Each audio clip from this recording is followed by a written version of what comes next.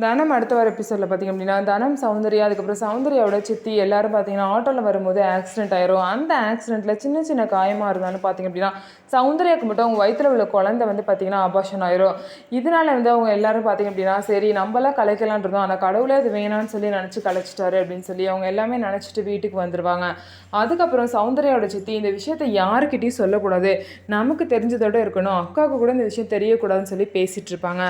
அந்த நேரம் பார்த்தா அங்கே பார்த்திங்க அப்படின்னா சௌந்தர்யோட அம்மா வருவாங்க. என்ன பேசிகிட்டு இருக்கீங்க அப்படின்னு கேட்கும்போது அதெல்லாம் ஒன்றும் இல்லை, சும்மா தான், நல்ல வேலை ஆக்சிடென்ட் ஆகி நமக்கு எதுவும் பெரிய அடிலாம் இல்லைன்னு பேசிகிட்டு இருக்கோன்னு சொல்லிட்டு மழுப்பிடுவாங்க.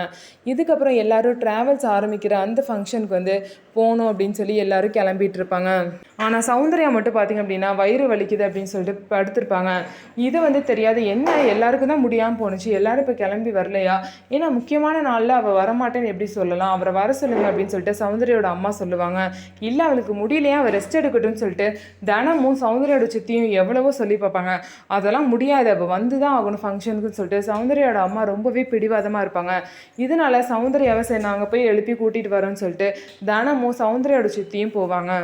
ஸோ இதுக்கப்புறம் என்ன நடக்க போகுது, சௌந்தர்யோட விஷயம் வெளியே தெரியாமல் எப்படி வந்து பாதுகாக்க போகிறாங்கன்னு சொல்லிட்டு வெயிட் பண்ணி பார்க்கலாம். நம்ம வீடியோ உங்களுக்கு பிடிச்சிருந்தா நம்ம வீடியோவை லைக் பண்ணிக்கோங்க, மறக்காமல் நம்மளோட சேனலை சப்ஸ்கிரைப் பண்ணிவிட்டு பாருங்கள்.